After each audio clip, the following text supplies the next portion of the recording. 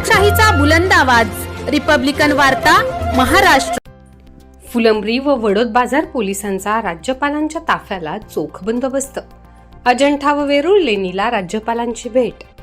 फुलंब्री व वडोद बाजार पोलिसांचा अजिंठा वेरूळ लेणीला भेट देण्यासाठी जात असलेल्या राज्यपालांच्या ताफ्याला चोख बंदोबस्त।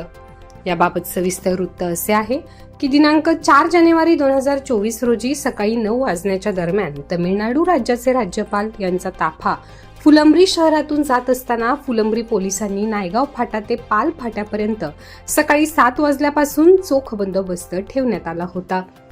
तर पाल फाट्यापासून पुढे वडोद बाजार पोलिसांनी रोडवर कडक बंदोबस्त करण्यात आला होता। राज्यपाल यांचा ताफा अजिंठा लेणीला भेट देऊन संध्याकाळी 4 वाजता फुलंब्री शहरातून जात वेरूळ लेणीला भेट देण्यासाठी गेले तेव्हा सुद्धा पोलीस प्रशासनाने रोडवरील उभे असलेले वाहने हटवले, तर वाहने बाजूला थांबवून राज्यपाल यांच्या ताफ्याला रस्ता मोकळा करून दिला।